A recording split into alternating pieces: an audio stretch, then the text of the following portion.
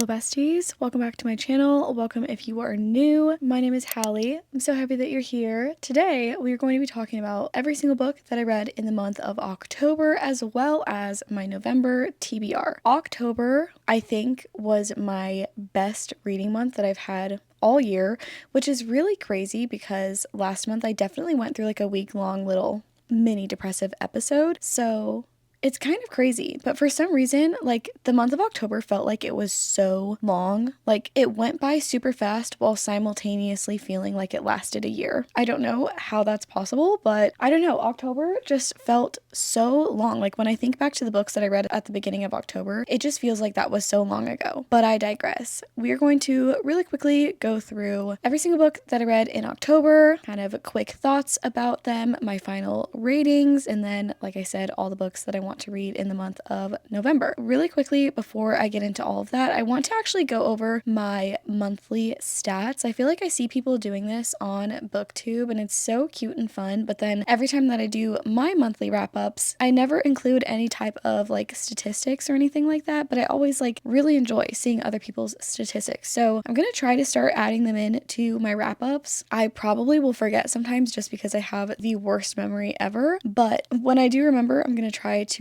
include statistics. So for this month, I read 25 books total, which sounds insane. And it's mainly because 11 of those were manga. I read the entire first part of Chainsaw Man this month, and then 14 of those were like fiction books. To get farther into these statistics, as far as genres go, I read 1 memoir, 1 romance, 9 fantasies, 1 mystery/thriller, 2 graphic novels, and 11 mangas, like I said. So that comes out to a total of 11,114 pages, which sounds literally insane. And then my average rating for the month is 4.35 stars, which I feel like is so good. I feel like that's such a high rating for like the amount of books that I read. And I feel like that is like another reason why I feel like October was one of my best reading months, because not only did I just like fly through books and I read so much without feeling like I was forcing myself to read a lot, if that makes sense, but a lot of the books, like most of the books that I read, were just such good reads. Like I just love them so much. So yeah, overall felt like a really successful reading month. I can finally fully say I'm out of my reading slump. I feel like October was the first full month of like being fully back into my reading zone since like being in a reading slump over the summer. It was a really, really good reading month. Such a good introduction into the fall reading season. But without further ado, let's go ahead and get into the book reviews. I think that these should be in the order that I read them in, but if they're a little bit out of order, then sorry, that was my fault. I just stacked them in the wrong order, that means. So the first book that I read in the month of October is The Wingman by Stephanie Archer. This is the third book in a interconnected standalone hockey romance series set in Vancouver, Canada, I think. The hockey team that they're playing on is the Vancouver Storm, so I'm assuming it's set in Vancouver, Canada, but if it's not and I just sound stupid right now, let's just delete that part of the video. But this is the third book in the Vancouver Storm series, which, like I said, is a set of interconnected standalone hockey romances. In this book, we are following Hayden and Darcy. It's like the friends to lovers trope, which I, before reading this book, would have said I am not a fan of, but if every friends to lovers book is like this, fantastic. Give me 14 of them. Like, it was so good. Something about Stephanie Archer just is perfection to me. The way that she writes men and romance is just amazing.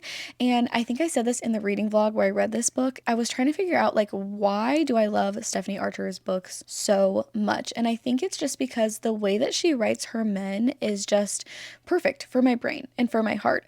Like, they are the most golden retriever, funny, they fall first, head over heels, like worships the ground that she walks on men, and it is just like amazing to read about. But then beyond that, like the characters actually have depth, and I feel like I really just love the plot around all of the books. I love that the side characters also have some depth and have their own things going on.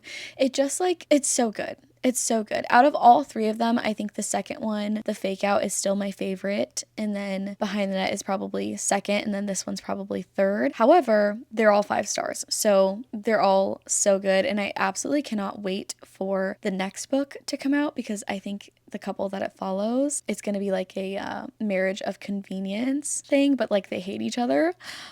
I'm so excited. It's going to be so good. I already know I'm going to eat it up. But yeah, first book of the month was 5 stars. I knew this was going to be a 5-star read for me, and I absolutely ate it up. It was like such a good way to start out the month. After that, I went into Throne of Glass. I finally started my Throne of Glass journey, you guys. I did start with Throne of Glass instead of Assassin's Blade because I was going back and forth. I was so conflicted, and I ended up just going to Sarah J Maas's like website, and I just went off of like what she said. It says that her preferred or recommended reading order is to start with Throne of Glass. So I trusted Mother on this one and I started with Throne of Glass. I ended up rating this 4.5 stars. This was so good, and I am so glad that I went into Throne of Glass blind because it was so fun to like have all of this like build up for the series, but still like have pretty much no idea where we were going the entire time. It was so much fun. It is a lot different than I was like expecting. I don't know what I was expecting necessarily because like I said, I didn't really know anything about the series going into it, but it was really good. I honestly really liked it. If you don't know what Throne of Glass is about, you're essentially following Selena Sardothien. She is a famous assassin, but she's literally only a teenager. She was just like raised by an assassin, and so she has become like a notorious, really good, deadly assassin. And essentially it starts off with her captured. She's like basically in a really bad prison, and then the king ends up calling her to the castle and saying basically, if you fight in these trials and end up winning, then you can be my personal assassin for a certain number of years. I'm pretty sure I just explained that correctly because in the back it just says, in a land without magic, an assassin is summoned to the castle. She has no love for the vicious king who rules from his throne of glass, but she has not come to kill him. She has come to win her freedom. If she defeats 23 murderers, thieves, and warriors in a competition, she will be released from prison to serve as the king's champion. Okay, yeah, so what I just said, that's essentially what you're following. It ends up being so much more than that, as does any Sarah J Maas book. But yeah, really good. It was such a good start to the series, and it definitely got me excited to get farther into the series. After that, I went into Queen of Nothing by Holly Black. This is the 3rd book in the Cruel Prince trilogy. This was another 5-star, which means that every single book in the Cruel Prince trilogy for me was 5 stars. This is a YA fantasy, and you essentially are following our main character Jude. She is a human living in the world of fairy and just like trying to stay alive basically because everything around her is deadly for her. So her and her sisters are just like trying to survive basically in the land of fairy. And it's so much more than that. I feel like I'm going to say that with all these books because it's like once you read it and you know like what all happens versus like the premise that you started off from, you're like, holy crap, that's insane, because it's so much deeper than that, but like to give you a basic idea of like what it's about, you know? But yeah, this was such a good conclusion to the series. At no point in the series did I know like where we were going. I feel like Holly Black's writing is so good because it's just like so simple to understand and easy to follow while simultaneously having like such a good and deep plot and like such good plot twists and such relatable characters. Like by the end of this, you genuinely like love all of the characters and feel like you know them so well, which is crazy because like how do you write it simple enough for me to not be confused but also like care so deeply, you know? Like that's just crazy. Yeah, such a good conclusion. These books were addicting and I read them literally one after another, just like flew through them. Would highly recommend. After that, I read the first Heartstopper book. This was so cute. This is actually the first ever like graphic novel that I've ever read, and it was so good. In this book, you are following Nick and Charlie. On the back of this, it says, shy and soft-hearted Charlie Spring sits next to rugby player Nick Nelson in class one morning. A warm and intimate friendship follows, and that soon develops into something more for Charlie, who doesn't think he has a chance. But Nick is struggling with feelings of his own, and as the two grow closer and take on the ups and downs of high school, they come to understand the surprising and delightful ways in which love works. It's so cute. It's so cute. I did not think that I would like be able to get attached to these characters because there's not as much like dialogue and just like words, I guess, as a regular book. I just like didn't think that I would be able to, get attached to characters through like just pictures. I mean, it's not just pictures. There's like dialogue throughout this, but like you get what I'm saying. It's a lot less than like a fiction book. I just thought it would be like a cute story, but not necessarily get like too emotionally invested or attached in, I ended up rating the first book 4 stars. Well, actually, when I first read it, I didn't give it a rating because I had never read a graphic novel, so I felt like I didn't really know what to rate it. But I have further since thought about it, and I feel like I'm gonna give the first one 4 stars. It was really, really cute. Honestly, had a lot more like depth than I was expecting it to. And I think it's amazing the way that Alice, I think you say her name, Alice Oseman, but I just think that it's amazing the way that she can convey emotions and feelings and all these things through like mainly pictures and like some dialogue. That's honestly such a talent. This was so good. I loved it so much. It was such a like cute and cozy, wholesome read. After that, I went into Crown of Midnight by Sarah J. Maas. This is the second book in the Throne of Glass series. This book, the series definitely started to pick up for me for sure. This one I rated 4.75 stars. So the rating did come up just a little bit from Throne of Glass. I did like this one a little bit more than Throne of Glass. I feel like I just liked the plot a little bit more in this one because there was like a little bit more action going on. Obviously in the first book there's going to be like more setup and stuff, especially because this is like such a long story. But it's weird because this book, like the first half of it, I guess did feel like more setup, but then also like there was more action. But I don't know, there was action in the first one now that I think about it. I don't know. This one definitely has a lot more like going on, if that makes sense, like more development. I don't know how else to explain it. A lot more does happen like plot development wise in this book than the first book, but then there's also a lot of setup for future things. I actually don't know for sure if it sets up for future things. I'm just guessing. Like I read stuff and then I was like, I feel like that's going to come back in the future, but I could say that about all of them. I don't know. 4.75 stars. I liked it a little bit more than Throne of Glass. After that, I read How the King of Elfhame Learned to Hate Stories. This is like a little companion novella that comes after The Cruel Prince trilogy, and I was really excited to read this one because it has little pieces of art in between all of the words. Like you can kind of see right here, there's just like different images depicting like the scenes that it's talking about. And I ended up liking this a lot more than I was anticipating. I ended up rating this 4 stars. I feel like this had a lot more than I was originally anticipating because I was anticipating it to be like a past tense story, but it ended up having like some POV from after the Cruel Prince trilogy. It had some POVs from during the Cruel Prince trilogy, which I really enjoyed, like getting a different perspective of things that happened in the Cruel Prince trilogy, but like getting to see it from a different perspective, And then it also had obviously POV from before the Cruel Prince trilogy took place. So I really enjoyed having the different time frames all throughout the book. I didn't expect that when I picked it up, but it was like a nice surprise. Next, we enter my Harry Potter readathon era. I read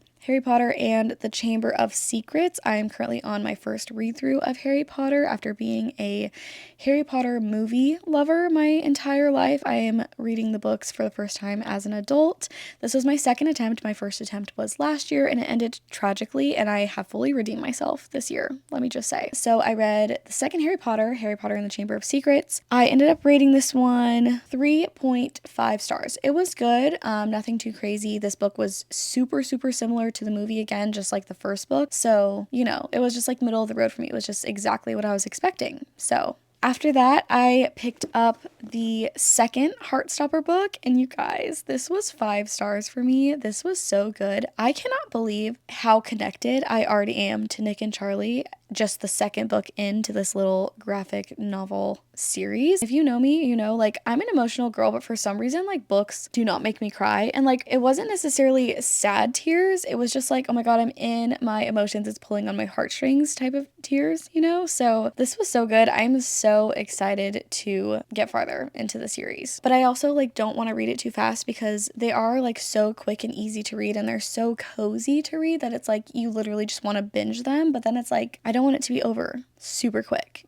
So After that, I read the third Harry Potter book, Harry Potter and the Prisoner of Azkaban. I rated this one at 3.75 stars. This is the first Harry Potter book that I feel like is really different than the movies. And everyone in the comments of that video was saying that like pretty much from this point on, there's like a lot of plot holes in the movies that you'll notice after reading the books. So I'm really excited to get into the further books in the series now and kind of like be able to get into like a lot of the differences in plot and characters and all that stuff between the books and the movies, because that's the whole reason that I wanted to read the series anyway, was like to be able to see the differences. And the first and second book were like literally almost exactly the same. So I am really excited to finally be getting to the point in the series where things are a little bit different.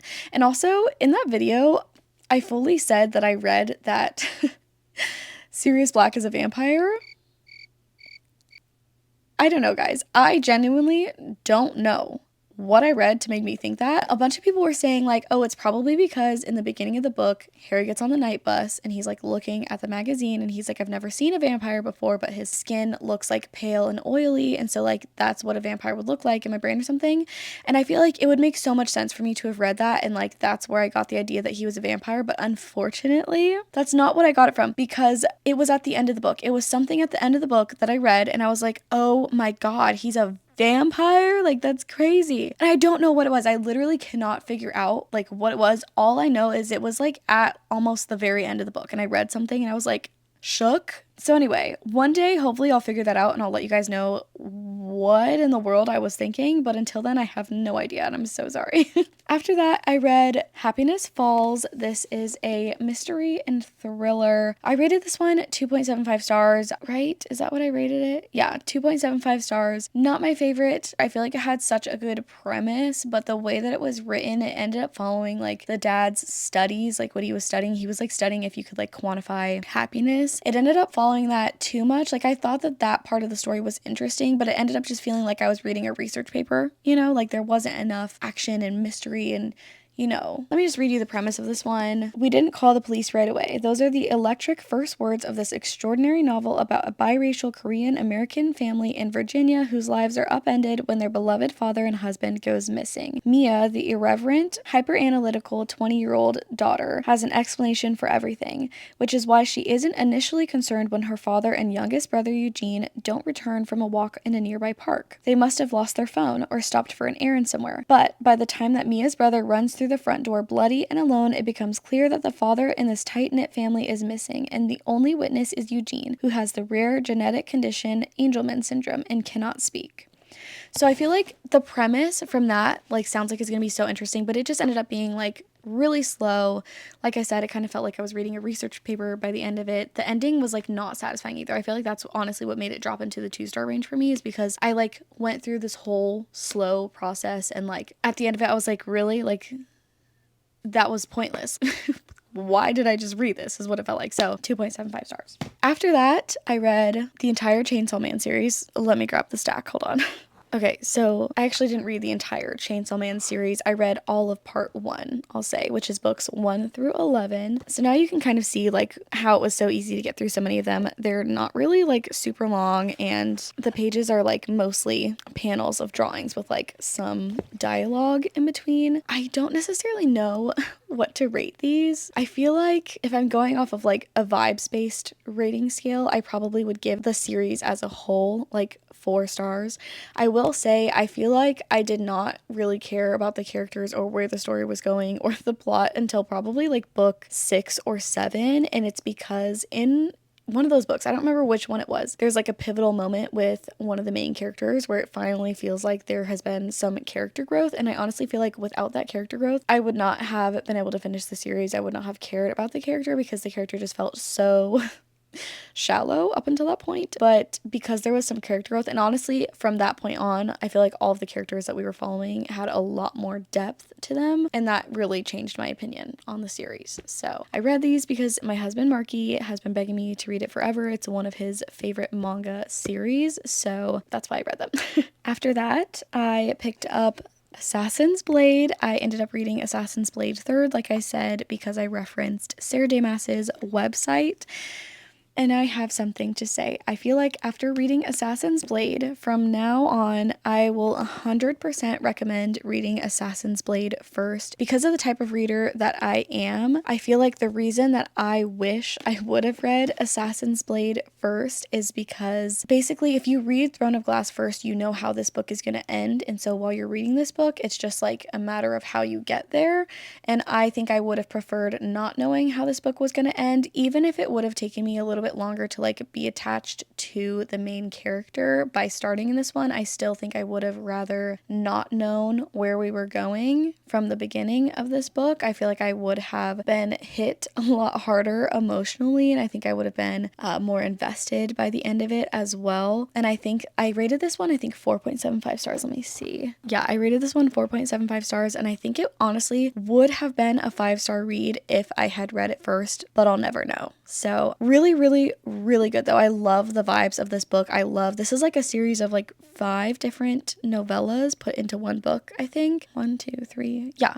5 different novellas put into one book. And I just love the vibes of all of the different stories in this. And it gives you so much background in depth to the main character of Throne of Glass, Selena Sardothien. And also my younger sister said that every single one of these novellas has something to do with like the future books in the series too. And it's crazy once you get to the future books to like see the Easter eggs and the groundwork that Sarah J Maas laid all the way from this book to the end of the series. So I'm really excited to see kind of like everything tie together and be pulled together. I do wish that I read it first though, and I would highly recommend that if you haven't started Throne of Glass yet, that you start with the Assassin's Blade. Immediately after finishing the Assassin's Blade, I went into Heir of Fire. This is the first 5-star book of the Throne of Glass series for me. This book was so crazy because it's the type of 5-star that you don't realize is a 5-star until you're at the end and you're like, oh my god, I'm so invested right now and I care so deeply for these people and they feel so real. By the end of this book, you start to understand why people say like by the end of Throne of Glass, you're like so attached to the characters, because this is about like halfway through, I think. And I'm starting to feel it. The characters definitely have so much depth by the end of this book, and you're so invested and like just attached to the characters. I just feel like the character growth and the plot development throughout this book is what made it 5 stars for me. And also, I really enjoyed having all of the different POVs. At first, it was like kind of confusing because I think you're following 3 different POVs throughout the course of this book. So at first, it was like a little bit confusing, and I was, it was a lot to get used to, but by the end of it, it feels so natural and it feels like that's the way it's supposed to be, like that's the way it's meant to be. And I really enjoyed having all of the different POVs going on. You get like so much happening throughout this book. So good. 5 stars. And I cannot wait to get to Queen of Shadows. I am really afraid to get to the tandem read just because I don't have the best attention span. ADHD, really, I just don't know how that's gonna go. So I may just I think I might get the audiobooks. That way I can listen while I read along to like help my attention, especially because I think people say that I think it's Tower of Dawn that's like a little bit slower and like harder for people to get through. So I am a little bit afraid of that. We'll see. I might just do a little tag along, read along audiobook situation to like help a girl through, The last book that I read in the month of October is Phantasma. I think that I finished this either the day before Halloween or on Halloween, and I feel like that was like the perfect time to read this because this is very much like a very atmospheric, like spooky haunted house vibe. In this book, you're essentially following Ophelia. She is a necromancer. She has entered, what are the games? The games are called Phantasma. That's literally what the book is called. Ignore me. She enters these deadly, dark, magical games called Phantasma. It's like a traveling circus type of game that's put on by the king of devils, I think. But her sister enters it and she finds out, and so she follows her sister into the games to try and like save her, basically. And when she gets in there, she meets a phantom named Blackwell, and you basically just follow them through the games of Phantasma. And everywhere that I look, this is marketed as if you had a crush on Danny Phantom as a kid and you want an adult spicy fantasy, Like, that is what this is for. And I fully agree. Like, I fully see that. I rated it 4 stars. It was good. I feel like I didn't like it as much as everybody else likes it, but I thought it was good. I feel like for the romance for me, like, it did feel a little bit random. Like, the spice was eating and like the romance was eating when we got there, but it also kind of felt like I didn't fully understand like why these characters were so attracted to each other.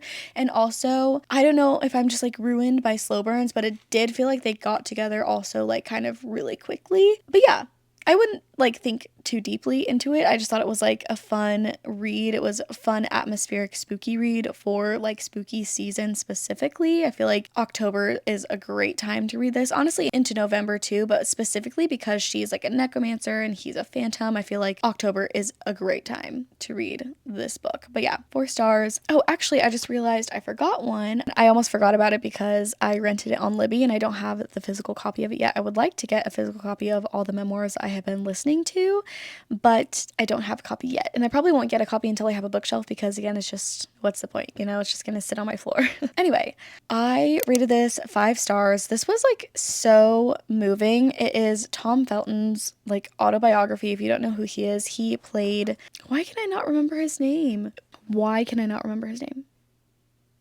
Draco Malfoy. Oh my god, I literally almost went crazy because how did I forget Draco frickin' Malfoy? Anyway, he played Draco Malfoy in Harry Potter, and like I said earlier in the video, I love Harry Potter, so it was so cool to get to like hear not only like what it was like obviously to grow up acting in Harry Potter, but also to hear about his life before Harry Potter and how he got there, and then his life after Harry Potter too. Like, it was so cool to listen to that, and it was really cool because he obviously narrated the audiobook, and so it was kind of more just like listening to him tell his story. It was really, really cool. It gave me such insight into him as a person and like just so much more depth to him as a person. I feel like I didn't really know anything about him beyond his role in Harry Potter, and it gave me so much more like love and respect for him, honestly. And I really love the way that he talked about mental health and the importance of taking care of your mental health and like all this stuff in the book. It was honestly so good. If you haven't listened to it or read it, I would highly, highly recommend it. I was like crying by the end of it because it was just like very emotionally moving. So yeah, 5 stars. It was so good. But that brings me to the conclusion of my October wrap up for the video. Like I said, it was such a good reading month. I definitely don't anticipate reading that much every single month. I don't think I've ever been able to read that much in a single month. I don't know what kind of crack I was on, but that was insane. So moving on to my November TBR. When I was originally making my November TBR, I was trying to make it shorter because I am going to be pre-filming a lot of videos for Bookmas throughout the month of November.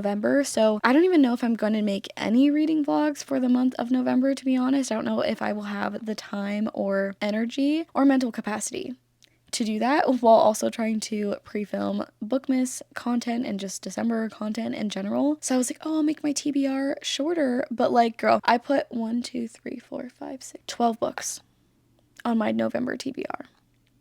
I genuinely don't know how many of these I will be able to get through. I would like to get through all of them, but again, I just don't know if that is realistic, and I'm not really being too hard on myself because I am going to be recording a lot this month. So these are all just my November hopes and dreams, basically.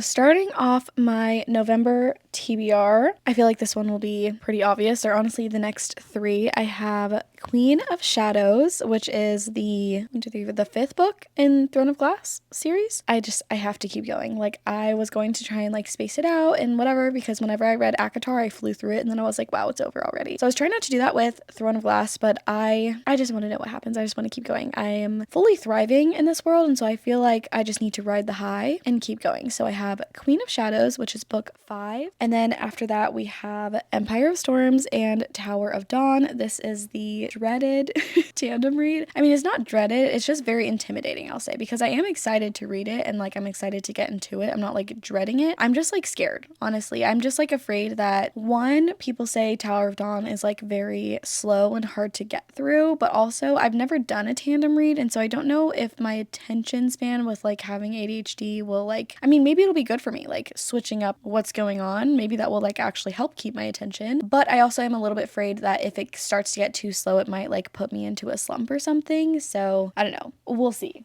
how that goes. And then after that, if I can get through those in the month of November, then in December, I'll be on Kingdom of Ash, which is crazy. After that, I have Quicksilver by Callie Hart. This is like such a popular book right now, and I have started it on my Kindle because they have it on Kindle Unlimited, but I've only made it 13 pages in. So I'm not very far into it yet. Let me pull up the synopsis on Goodreads because there's no synopsis on this book, I think because it's like an indie copy. Okay, so the synopsis of this one says 24-year-old Saris Fane, which I think that's how you say her name. I'm honestly not 100% sure, but we're just gonna go with it. 24-year-old Saris Fane is good at keeping secrets. No one knows about the strange powers that she possesses, or the fact that she has been picking pockets and stealing from the Undying Queen's reservoir for as long as she can remember. But a secret is like a knot. Sooner or later, it's bound to come undone. When Saris comes face to face with death himself, she inadvertently reopens a gateway between realms and is transported to a land of ice and snow. The Fae have always been the stuff of myth, of legend, and of nightmares, but it turns out that they're real, and Saris has landed herself right in the middle of a centuries-long conflict that might just get her killed. The first of her kind to tread the frozen mountains of Evalia, I think is how you say it. In over 1,000 years, Saris mistakenly binds herself to Kingfisher, a handsome Fae warrior who has secrets and nefarious agendas of his own. Will he use her alchemist's magic to protect his people no matter what it cost him or her? Death has a name. It's Kingfisher. His past is murky and his attitude stinks, and he's the only way Saris is going to make it home. Be careful of the deals that you make, dear child. The devil is in the details.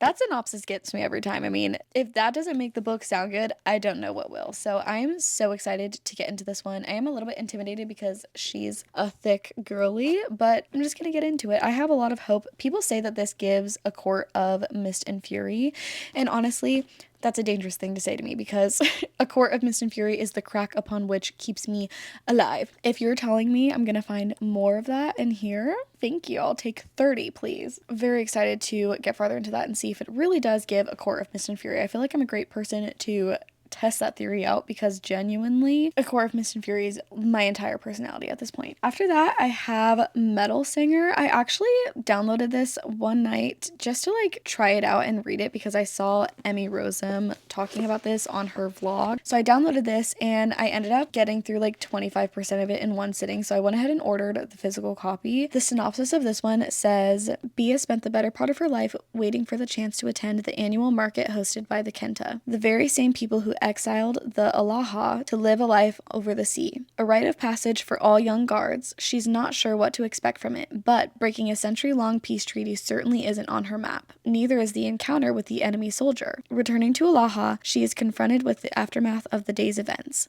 The future is uncertain as the threat of hunger looms over the people. With rumors of a growing rebellion, Bryn and her closest friends promise to stick together. When an unexpected visitor arrives, Bryn's loyalty will be tested as she learns of a world of magic and treachery.